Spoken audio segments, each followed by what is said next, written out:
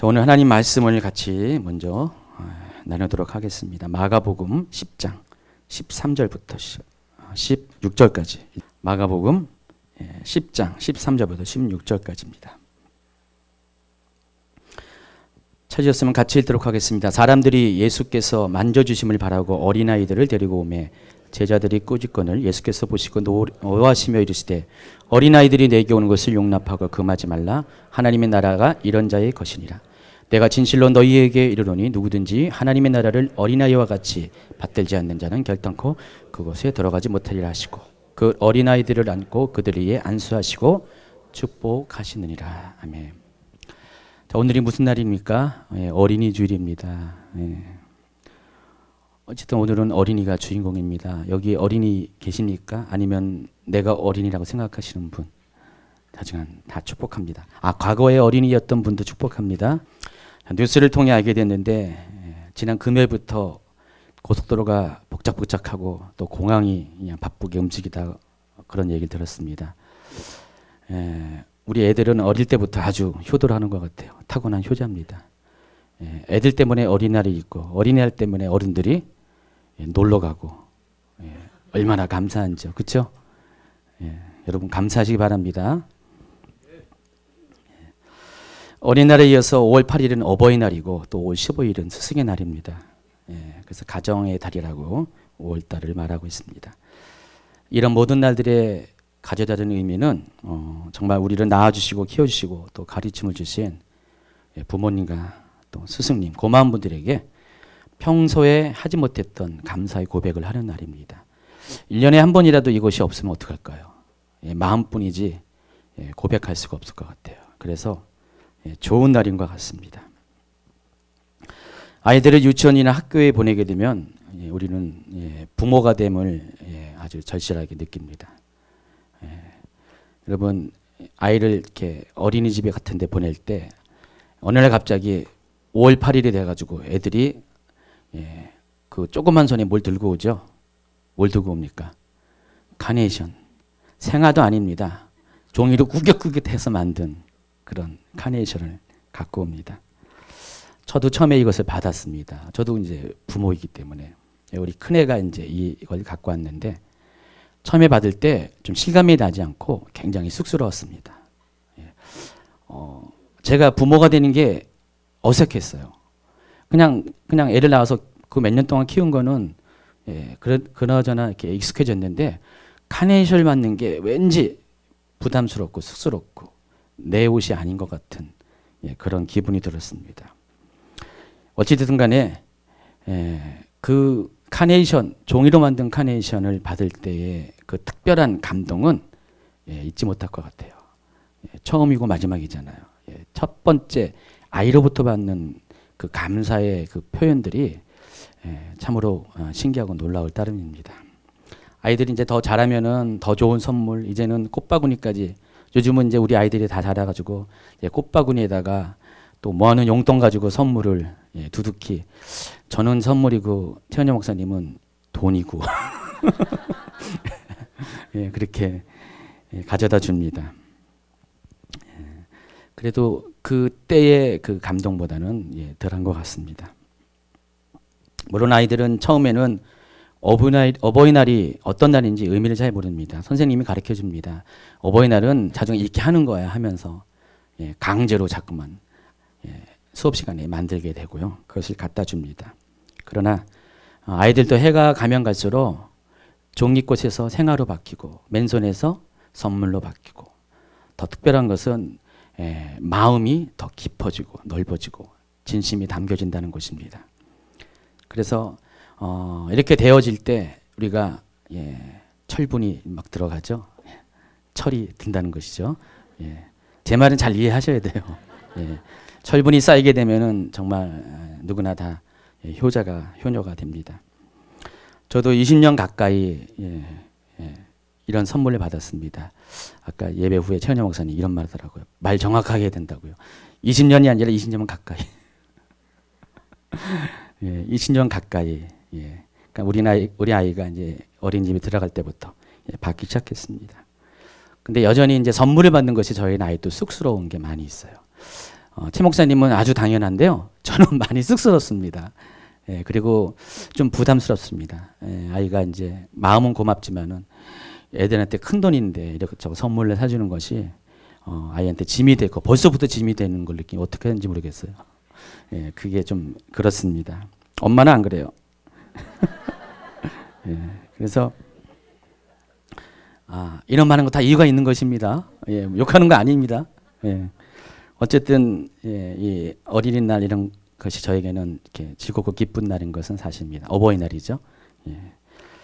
문득 이런 생각을 해봤습니다. 어버이날과 스승의 날은 모두가 다 감사를 고백하는 날인데 과연 어린이날은 어떤 감사가 누구에게 주어지는 것일까 생각을 해봤습니다. 대개의 경우 어린이날을 맞이하는 감사의 고백은 보통 경우는 하나님께 집중되는 경우가 많이 있습니다. 여러분 어린이날 맞이해서 감사하잖아요. 근데 누구한테 감사합니까? 하나님 감사합니다. 안 그럽니까? 이 아이를 내게 보내주셔서 선물을 주셔서 감사합니다. 근데 정작 감사는 누가 받아야 돼요? 아이가 받아야 되는데 아이한테 감사하다는 말 해보셨습니까? 하신 분도 계시는데 대부분들은 생각을 못 하셨을 가능성이 많아요. 저도 아이한테 어린이날 너 감사하다. 정말 고맙다. 내 딸이 돼서 고맙다. 내 아들이 되어서 고맙다.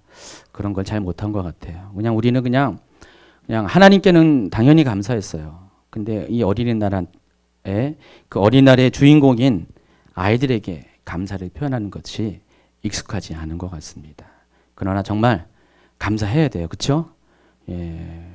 딴 사람도 아니고 나 같은 부족한 부모한테 태어나준 것이 얼마나 감사하죠. 그렇죠? 예. 남들 닮은 것도 아니고 부족하지만 나 같은 사람 닮은 것이 얼마나 감사하죠. 그렇죠? 안 감사해요? 전 감사할 때가 많은데. 그래서 사랑하는 누구누구야 하면서 여러분 오늘은 한번 이렇게 감사를 정중하게 한번 표현하기 바랍니다. 말로만 말고 두둑한 용돈과 함께 아이들한테 감사합니다. 그러니까 어버이날만 자꾸만 받기만 하지 마시고요. 어린이날 감사를 고백하기 바랍니다. 그런데 우리가 왜 이런 감사의 고백을 합니까? 우리가 감사한 이유는 하나님과의 관계도 마찬가지지만은 이 감사는 서로의 관계를 아주 친밀하게 만들기 때문입니다. 서로의 마음을 서로에게 전달하고 서로의 사랑을 고백하게 하는 아주 그런 특효약이 되기 때문에 감사를 하라는 것입니다. 성경에는요 계속 감사에 대한 이야기가 꽤 많이 나와 있습니다. 어버이날에도 감사하고 스승의 날에도 감사하고 모든 그런 존경할 만한 분들 다 감사하지만은 그러나 그보다 더 감사할 것은 바로 여러분 아이들에게 감사하는 그런 부모가 되길 바랍니다. 그리하면은 우리가 감사라는 이 단어가 많아질수록 사랑한다는 말이 많아질수록 여러분과 자녀의 관계가 더욱더 친밀해지고 돈독해짐을 아마 경험하게 될 것입니다. 저도 자녀가 있습니다. 두 자녀가 있습니다. 다 공주입니다. 첫 아이가 태어났을 때 물론 하나님께 감사했습니다. 그 아이가 이제 이 세상에 오게 된 것에 굉장히 감사했는데 저도 당사자인 아이한테 감사하다는 말을 물론 아이라서 못했겠지만은 미처 생각을 못했던 것 같아요. 처음에는 다 얼떨떨했습니다. 아이를 임신하고 아이가 태어나는 것, 아이가 그냥 세상에 나왔다는 것 자체가 익숙하지 않은 첫 경험이었습니다. 그러다 보니까 모든 것이 익숙하지 않고 어설펐습니다. 감사하는 표현을 못했습니다. 제가 근데 감사하다는 말을 못한 또 한 가지 이유는 저도 감사를 받고 자라지 못했기 때문에 그랬습니다. 저희 세대는 다 그럴 겁니다. 요즘 세대는 좋은 세대입니다. 부모님한테 정말 감사하다, 고맙다. 심지어 사랑한다는 단어도 한 번도 마음은 느껴져. 마음은 느끼는데 그 표현으로서는 이렇게 받고 자라지 못한 것 같아요. 그래서 그런지 제가 자녀에게도 똑같이 자녀에게도 사랑한다, 고맙다라는 것들을 지금은 이제 많이 하는데 처음에는 잘 못했어요. 익숙한 게 아니었어요. 특별히 첫 아이 때는 모든 것이 다 처음이라서 그런 말을 할 수가 없었습니다. 그런 상태에서 우리 큰아이가 카네이션을 종이로 만든 카네이션을 갖고 왔을 때 얼마나 쑥스러운지 얼마나 어색한지. 마음으로는 고맙고 감사한데 말로서는 차마 표현을 하지 못했던 것 같습니다. 그러나 몇 년 후에 이제 둘째 아이가 태어났을 때는 상황이 달라집니다. 이미 한번 경험했고 또 시행착오도 있었기 때문에 이제는 감사의 고백을 하는 것이 큰아이 때와는 좀 다른 것 같아요.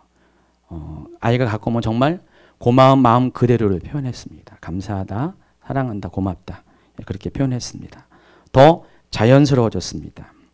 또 한 가지 다른 이유는 우리 큰아이 때와는 달리 둘째 아이는 말을 배우기 시작하면서부터 처음부터 말마다 행동마다 고맙습니다. 감사합니다. 사랑합니다. 어린아이가 이렇게 처음부터 했었어요. 아마 5살 때까지는요. 항상 이렇게 하는 것 같아요. 항상 웃고 다니고. 제가요. 동네에 다니다 보면은요. 그때 저쪽에 구월동, 인천의 구월동에 살았는데 동네에 다니다 보면은 우리 아이랑 같이 다니면은요. 우리 아이는 정말 발이 넓어요. 다 알아요, 동네 사람들. 지나가는 아줌마도 알고 뭐 이렇게 시장에서 뭐 파는 아줌마도 다 알고. 그러면 저는 전혀 모르는데 얘가 어떻게 발이 넓은지 다 알고 있습니다. 알고 봤더니 얘가 어릴 때부터 시키지 않았는데 가는 곳곳마다 안녕하세요. 고맙습니다. 감사합니다. 막 그렇게 인사를 하고 다닌 거예요. 그러니까 어른들이 얘는 다 아는 거예요. 아빠, 엄마는 몰라도 얘는 다 알고 있더라고요. 그래서 그 아이의 그런 것 때문에 저도 이제 좀 배웠어요. 아이가 저한테 배운 게 아니라 제가 아이한테 배웁니다. 아, 이렇게 사람 관계는 이렇게 하는 거구나. 어릴 때부터 자주간 잘 가르쳐 줬습니다. 근데 요즘 좀 시크해요. 잘 못해요. 표현을. 예전 그래도 예전 그게 남아 있어서 그래도 애정 표현을 잘 합니다. 우리 집은요. 때로는 이제 침대에서 부부가 이제 있어야 되는데 제가 쫓겨날 때가 많이 있어요. 딸들이 다 장악을 해가지고 어떨 때는 엄마를 사이에 두고 양쪽에서 그냥 밤새도록 얘기를 쫑알쫑알 얘기하고 막 그래요. 그래서 쫓겨납니다. 저도 이해질세라 가끔 가다가 이제 아이들 침대를 제가 장악해가지고 안아주고 막 얘기 좀 해주고 엄마랑 싸울 때 그럴 때가 적잖이 있습니다. 근데 그럴 때마다 얼마나 이렇게 친밀해지는지 가까워지는지 아이가 이해되고 아이의 마음들이 헤아려지고 아이가 더 사랑되어지고 그렇게 됩니다. 그냥 마음에 있는 품은 생각 갖고는 안 된 것 같아요. 우리가 사랑이라는 것은 말로 반드시 고백해야 됩니다. 사랑한다 반드시 해야 되고요. 고맙다 해야 되고요. 우리 아파트에 엘리베이터 타는데 어떤 아이가 항상 그래요. 많은 아이들이 이렇게 지나가는데 어떤 아이는 제가 거기서 2년 정도 사는데 처음 볼 때부터 그냥 누구든지 어른이 타면은 안녕하세요. 내릴 때 안녕히 가세요. 꼭 인사를 하더라고요. 엊그저께도 만났는데 안녕하세요. 안녕히 가세요. 다른 아이들은 기억이 안 나요. 누구 집 아이인지 몰라요. 근데 걔는 계속해서 인사를 했기 때문에 기억이 나요. 또 친밀해지고요. 그런 말을 할 때마다 얼마나 뿌듯한지 사이 쌓고 싶은 마음 있잖아요. 근데 우리 아이보다 어린 것 같아요. 그래서 안 됐는데 정말 이렇게 그런 아이가 더 눈에 있고 마음에 남더라고요. 그러니까 친밀함의 그런 어떤 관계를 만들어주는 것이 사랑한다, 감사한다는 고백인 것 같습니다. 어쨌든 간에 우리 둘째 아이가 좀 그런 성품을 가지고 태어났어요. 그래서 좀 낮은 것 같아요. 근데 제가 이제 한 가지 팁을 드리면은 우리 아이가 그렇게 태어나게 된 것이 아마도 태교 효과가 탁월한 것 같아요. 우리 큰아이가 임신할 때는 모든 상황이 어렵고 힘들었어요. 저희도 힘들었고요. 우리 아이가 태어날 때도 사실간 왜 이렇게 안 태어나려고 그러는지 24시간을 버팅기다가 태어났어요. 병원에서. 가지고 처음부터 아주 어려웠어요. 중환자실에 있었고요. 우리 최은혜 목사님은 먼저 태어나가지고 한 2주 동안에 맨날 울었어요. 아이 보고 싶다고. 그렇잖아요, 여러분. 그렇죠? 애가 태어났는데 애는 병원에 있고 먼저 이렇게 와 있으면은 저는 아이 울음소리보다는 엄마 울음소리를 더 많이 들었습니다. 맨날 찔찔 짜가지고 빨리 아이 데려오라고. 뭐 근데 치료를 받아야지 데려오잖아요. 2주인가 3주 만에 이렇게 데려왔습니다. 하여간 좀 힘들었어요. 그러다 보니까 우리 아이가 태어날 때부터, 큰 아이가 태어날 때부터 막 우는 거예요. 애들 우는 거 당연하죠. 근데 그런 우는 게 아니라 막 서글퍼서 우는 거 있잖아요.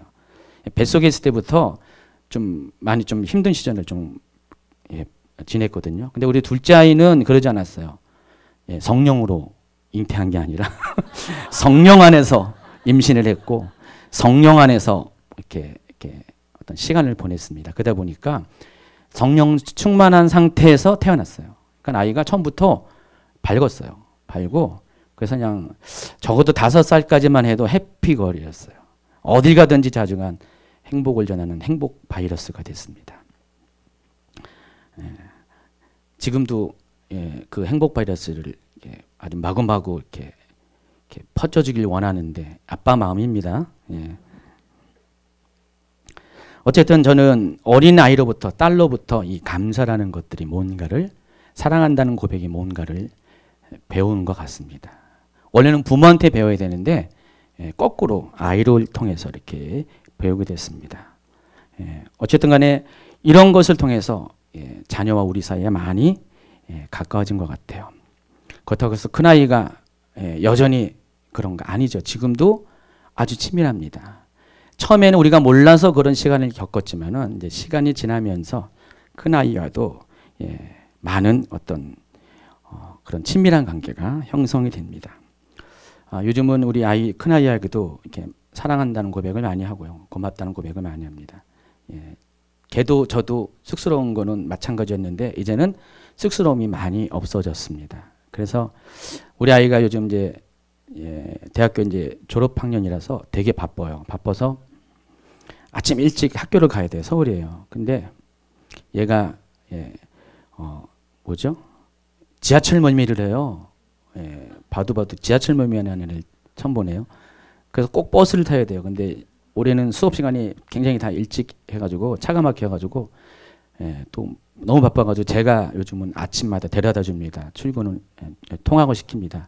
그러면 이제 엄마는 아침에 도시락을 싸주고 그러면 저는 운전하고 가서 얘는 차에서 도시락을 먹고 또 간식도 먹고 디저트까지 다 먹습니다.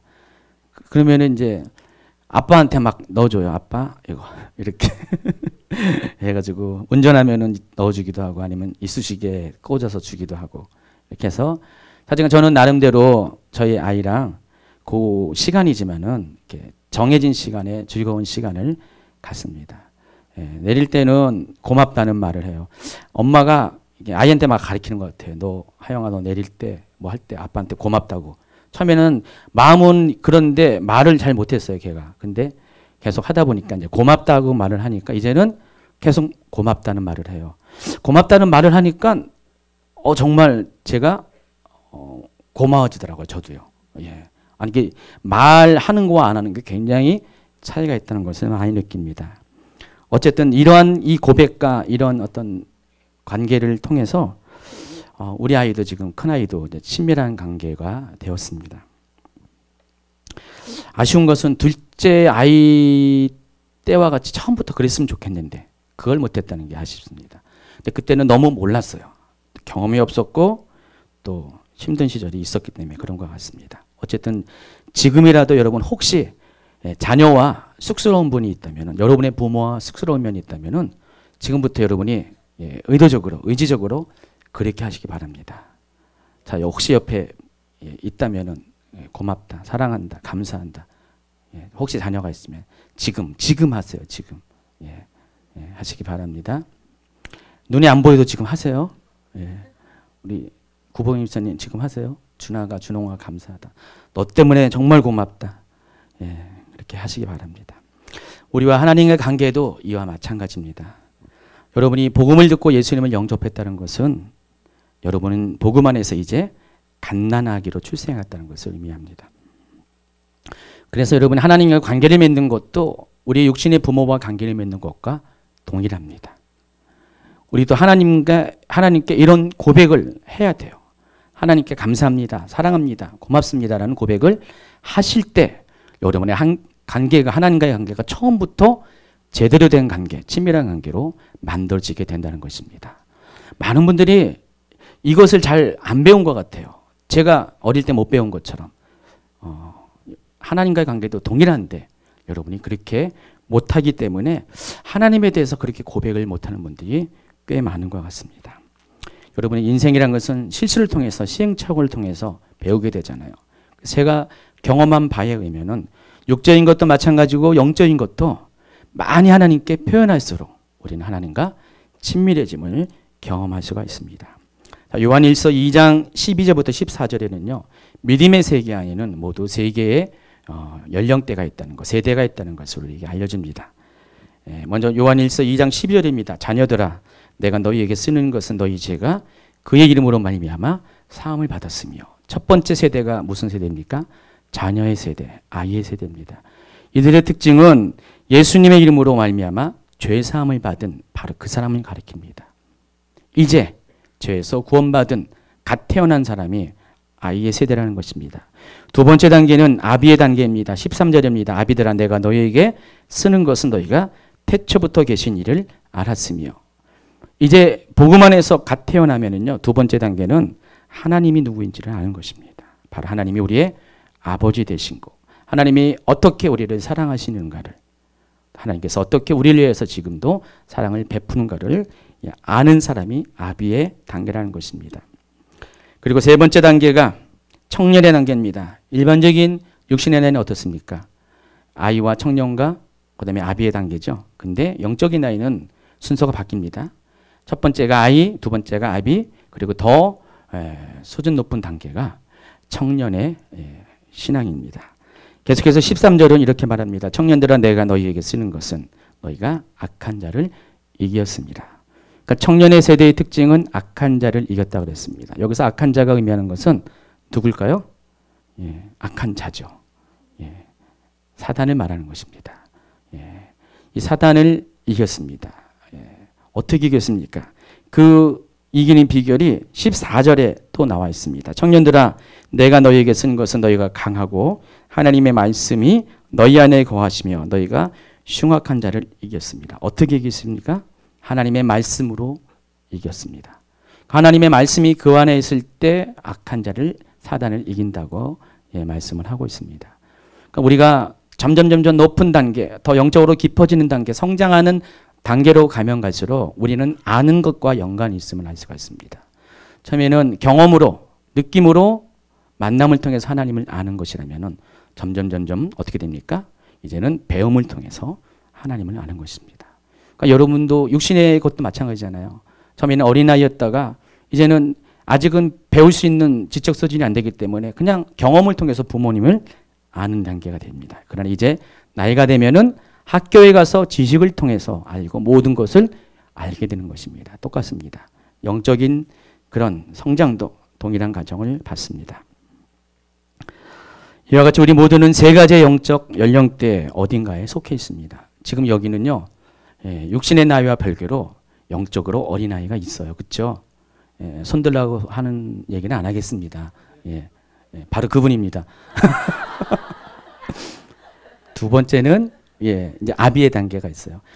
대부분 아비의 단계가 여기 많아요. 이렇게 아비의 단계가 많고, 그리고 청년의 단계입니다. 그래서 그래프를 그리려면은 이렇게 마른 목골이 되겠죠.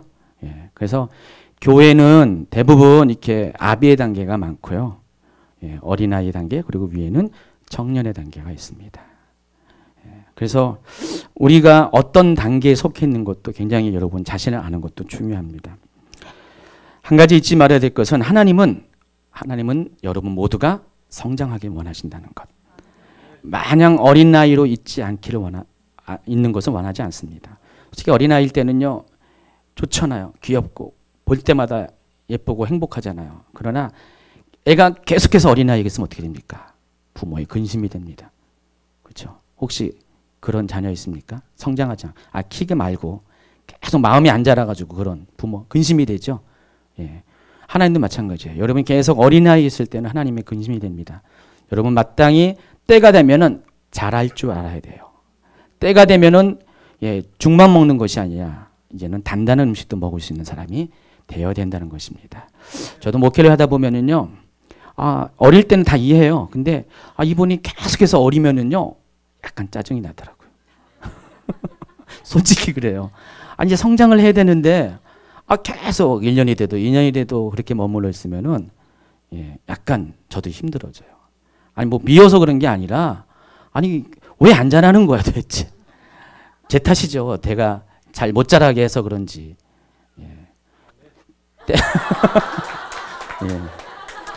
엊그저께 신방을 하는데 자정한 시드 때도 아멘이 나온대요. 통제가 안 되신대요. 일부러 그러는 게 아니라 그냥 아멘이 나온대요. 그래도 요즘 제가 김재희 성도님 보면서 굉장히 행복합니다. 많이 잘하고 계셔가지고.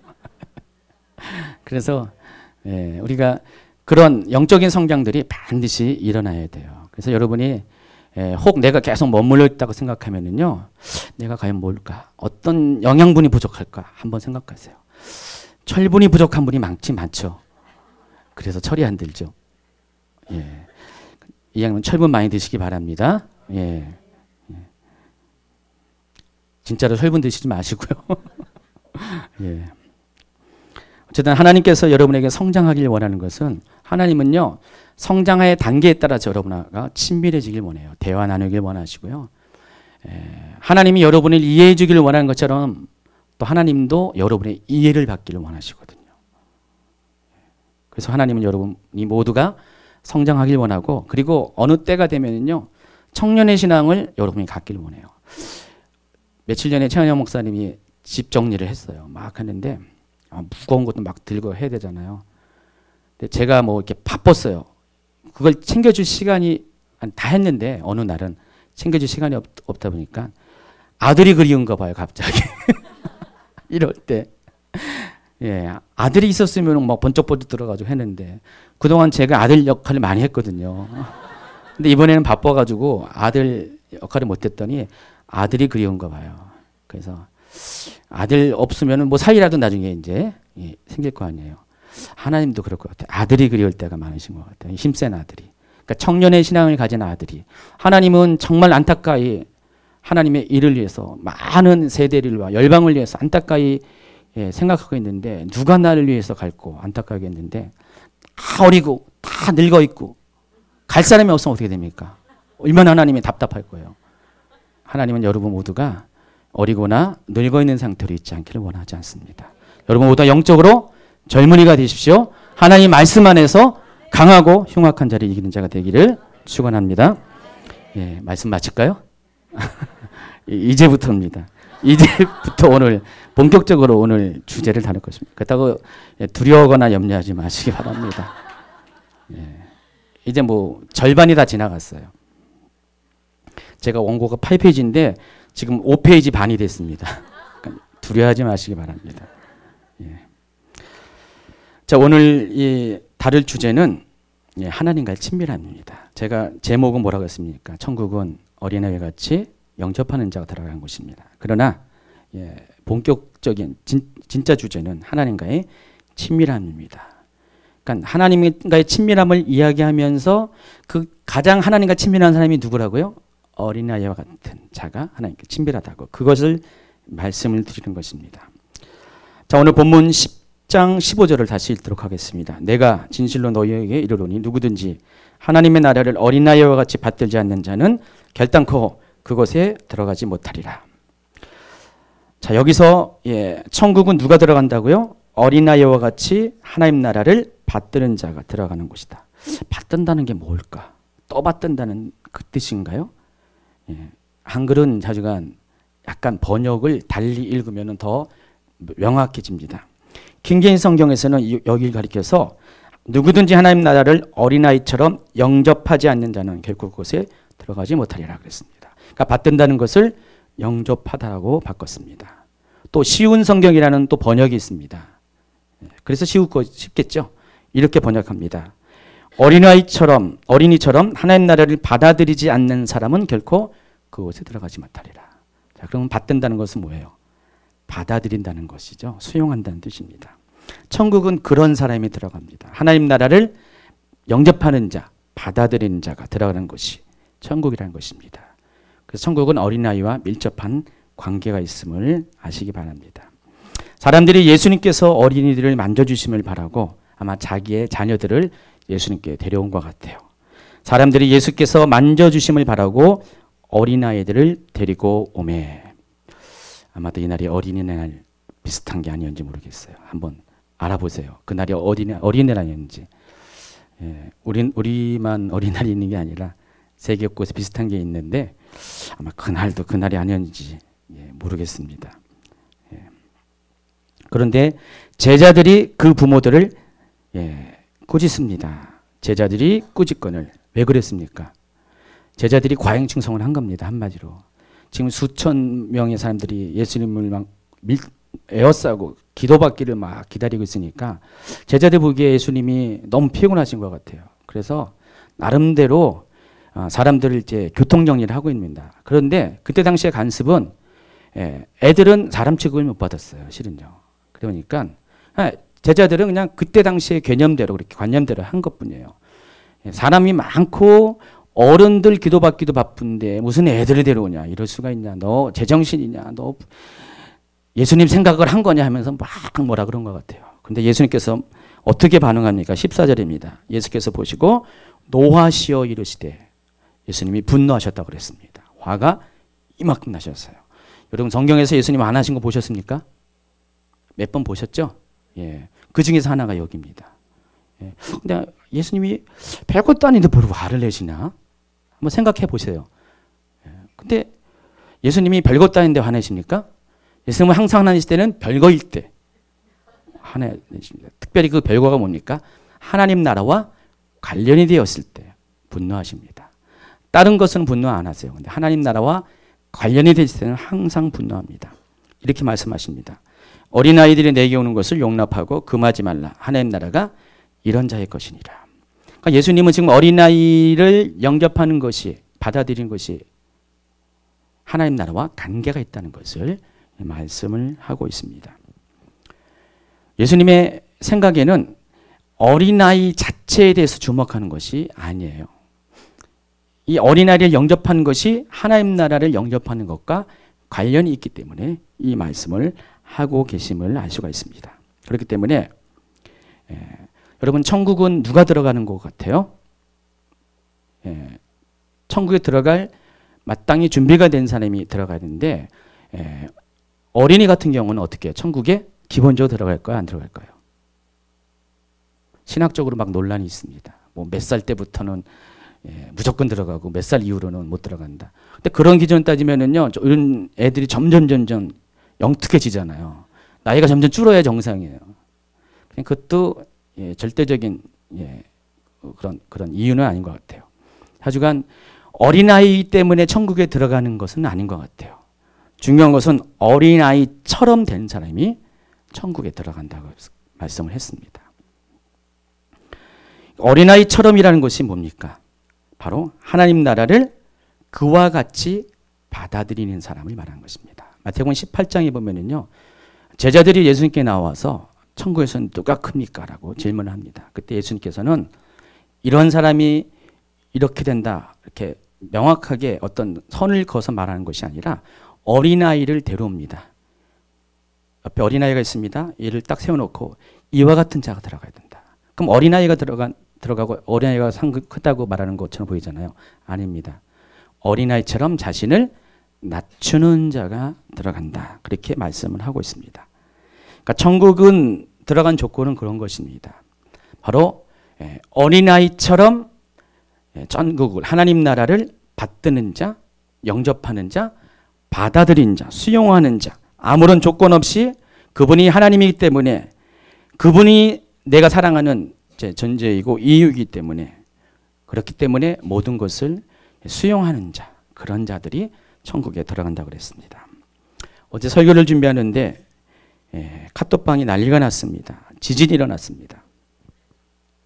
딱 봤더니 제가 설교를 준비하다가 갑자기 뭐 설교 준비할 필요 없네. 이 얘기하면 다 끝날 것 같다는 생각이 들었어요. 거기에 이런 글이 있습니다. 제목은 뭐냐면은 친정아버지 간증 2탄. 이 메시지를 보낸 분은 땡땡땡 집사님. 너무나 은혜가 되는 내용이었기 때문에 아마 제가 제일 먼저 답글을 넣은 것 같아요. 우와 하면서 와운지 우한지 뭔지 모르겠지만 했습니다. 그래서 이미 40명에게 공개된 거기 때문에 더 이상 비밀이 아니기 때문에 당사자 동의 없이 이미 9시에 했습니다. 11시에도 이제는 더 담대하게 말씀을 드립니다.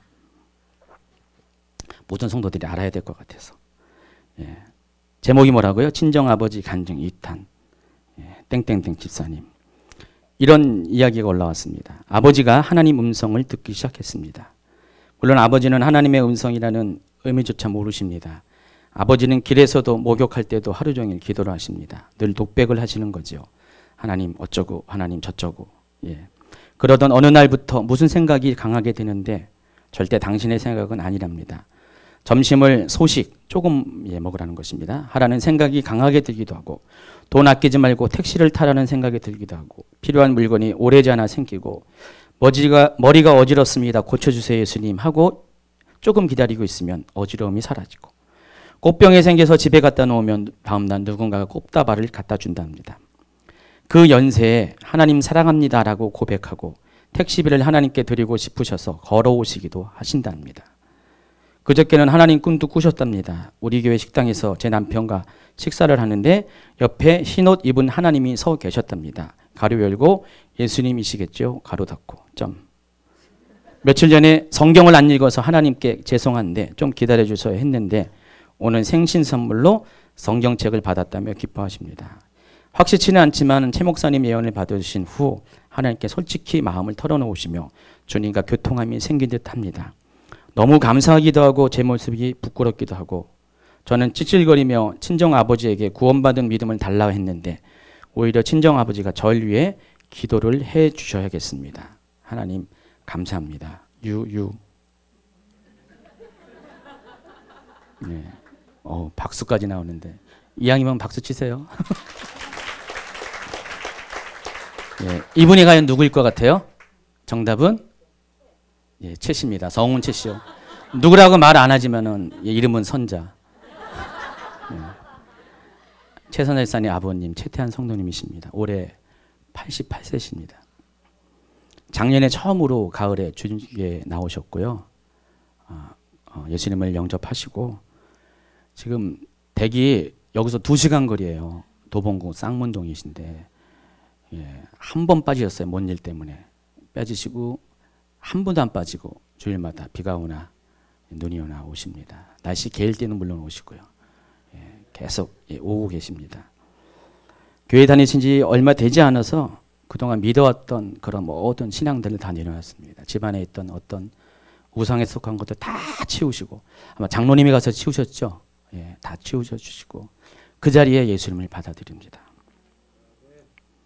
예, 처음 기독교 신앙을 경험하고 하나님을 경험하지만 정말 어린 나이 같아요. 작년 10월 달에는 우리 성도님께서 치유 집회 끝나시고 치유를 받으셨어요.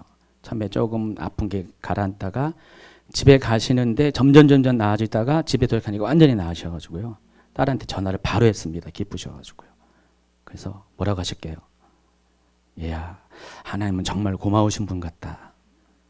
그냥 말 그대로 표현 그대로 하시면서 하나님에 대한 그런 믿음이 그때부터 싹트기 시작하신 것 같아요. 그리고 지금은 어떻게 해요? 최 집사님은 하나님 음성을 듣는 것 같은데 안 듣는 것 같은데 모른다고 하지만 듣는 거예요.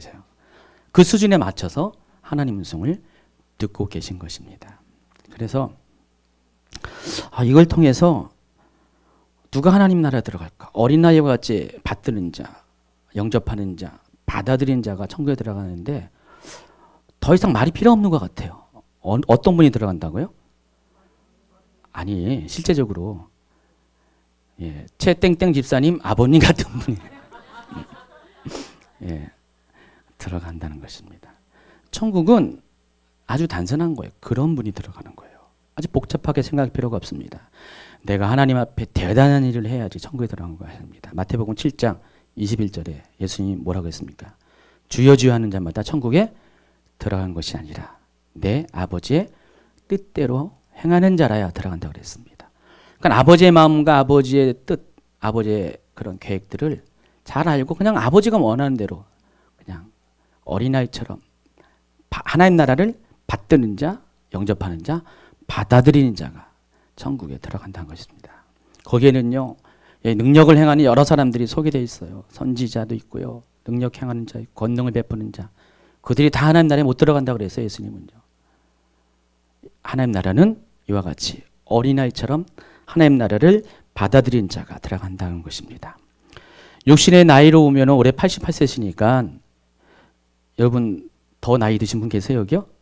없죠? 최고의 연장자세요. 그러나 영적인 나이는 어쨌든 간에 죄송하지만 아직은 어린아이십니다. 그렇지만은 우리 어느 누구보다도 더 하나님 나라를 그렇게 마음으로 받아들이시는 것 같아요. 그래서 정말 그런 분들이 천국에 들어가는 것이 아닐까 그런 생각을 합니다. 제가 보면은 뭐 우리 최태한 성도님 말고도 여기 몇 분 그런 분들이 계세요. 아까 아멘 잘하시는 분 있잖아요. 누구라고 말 못하지만 성은 김이요. 차마 입으로 이름을 말했었지만 김재식 성도님 같은 경우도 제가 보면 볼수록 우리 김재영 성도님도 70이 넘으셨어요. 근데 진짜 어린아이 같으세요. 그래서 보면 볼수록 많이 이렇게 감동을 받습니다. 천국은 누가 들어갑니까?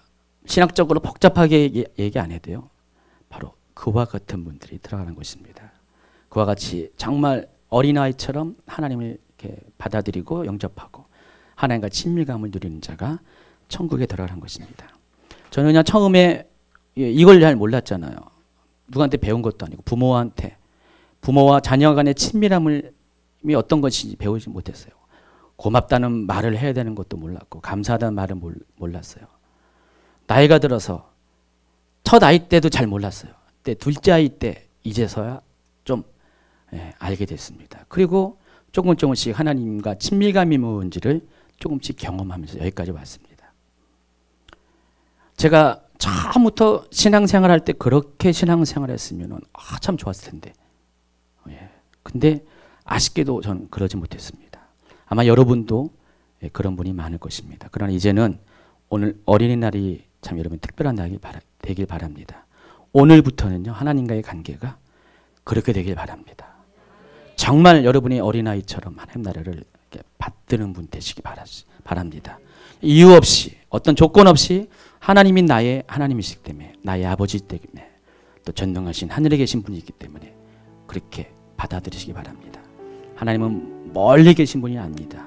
하나님은 거룩하시고 존귀하신 분이지만은 그러나 무서운 아버지는 아니십니다. 친밀하십니다. 언제나 다가오십니다.